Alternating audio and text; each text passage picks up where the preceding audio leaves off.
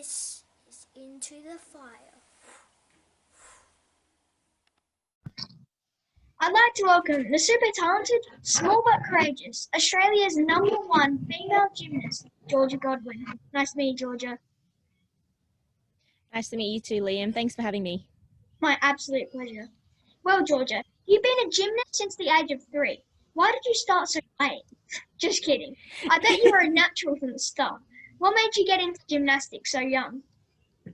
When I was 3, my parents bought me a trampoline and they just could not get me off it. So they decided to enroll me in a local PCYC to try and release some of my energy so I can come home kind of not as crazy. One thing led to another and I loved it. And how many years? 21 years later, I'm still doing it. You have the greatest motto. If you fall on your face, you're still moving forward. I don't know if you've ever fallen on your face, but I did on my scooter. I didn't move too much for a while. As a gymnast, I guess with any sport, you have to learn to get back up after you fall. So I find that motto great for me as a gymnast because unfortunately, we do a lot of falling when we start learning skills starting from the beginning. So I use that motto. I'm like, you know what? Every time I fall on my face or fall on an apparatus, it's just me learning how to not do something so I can try and figure out the correct way to do something. So it's stuck with me for a very long time. Yeah, and it's a funny motto. Everyone seems to laugh when I say it. So yeah. It's a good motto and it's funny. I like it. Yeah, thank you. You love the Brisbane Broncos. That is cool. They haven't done so well lately, but hey, I'm an Adelaide Crow supporter in the AFL, so I hear your pain. We could cook together with our pair of wooden spoons.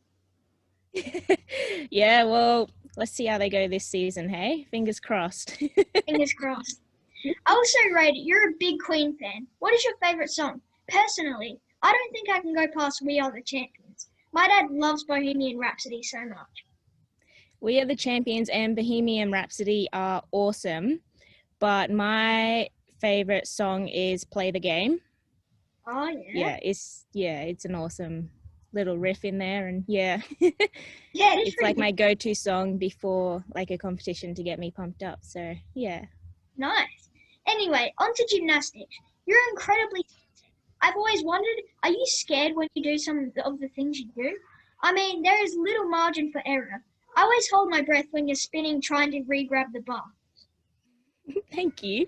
In training, I trust my coaches. So if they believe that I can do something and I'm a little bit nervous, then I'm like, you know what? I have to give it my all. My coaches trust me. They wouldn't make me do something that I'm not ready for. I just let my body take over and see where it goes.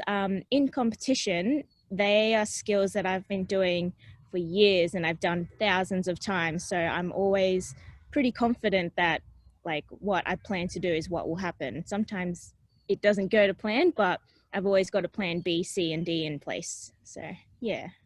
Yeah, well, it does still seem a bit scary. Yeah, if you're not a gymnast, we do jump pretty high and do many flips. But yeah, been doing it, like I said, for a very, very long time. So it's kind of second nature to us now. Yeah. In 2010, at the old age of 13, you won consecutive Australian all-round titles in the juniors. Not happy with just this, in 2014 and 15, you decided to win the same titles in the senior category. How amazing was it when you proved that you were capable of being a star at the senior ranks and beat some of your older competitors?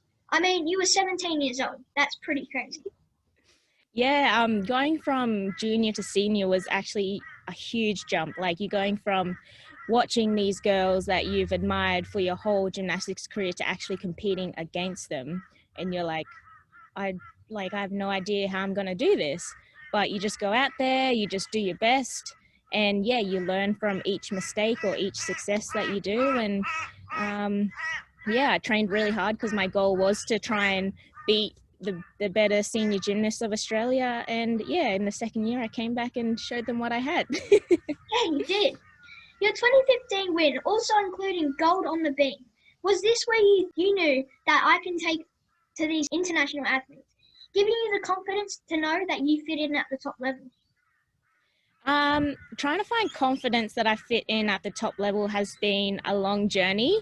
I've had to have a lot of like support from my coaches and my family and friends saying like, you can do it, like you have it in you to actually compete on the world stage. And I never really believed in myself until my first international competition in 2014. And since then, like my confidence has just grown. And yeah, with national titles and all of that under my belt, it's definitely helped. Yeah, that's really good to hear.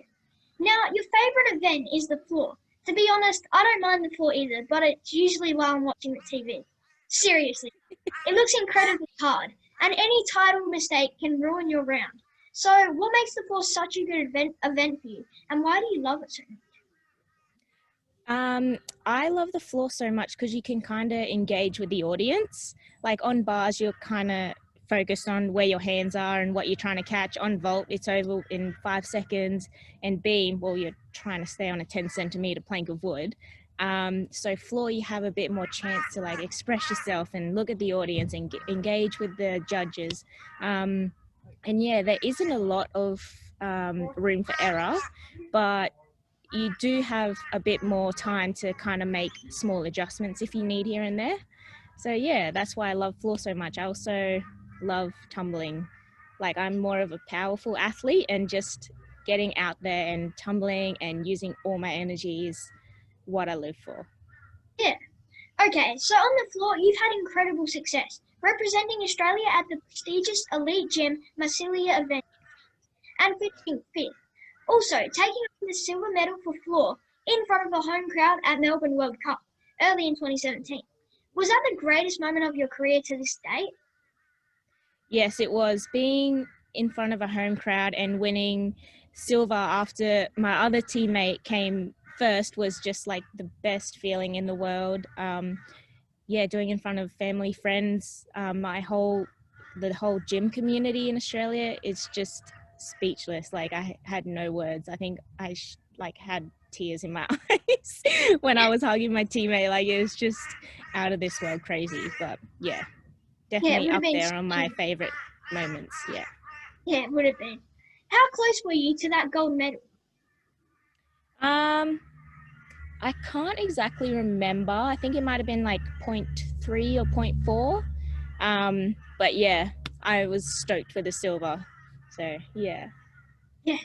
Now, in 2018, you were part of the Commonwealth Games team. What an unbelievable experience it must have been to wear the green and gold. What is it like knowing that you're representing your country on the world stage? Games was a whole new journey. Like to compete at the Commonwealth Games and the Olympic Games has been my dream since I was a young child. And to compete where I was born on the Gold Coast was just like the cherry on top. It was incredible. And then putting on the green and gold leotard and performing in front of, again, all my family and friends, to show them like what I've been working on, all the sacrifices that I've had to make, has paid off. And yeah, it's just like I still get goosebumps thinking about competing in front of the home crowd. So yeah, definitely Games would have to be my favorite competition of all time. Yeah, that is pretty cool. So you won a silver and bronze at the Games. Are they displayed proudly around somewhere? If it was me, I'd still be wearing them. Yes, so I won a bronze with the team and the silver all around and a bronze medal on the uneven bars. At the moment, they are stored safely in their little wooden boxes that came with them.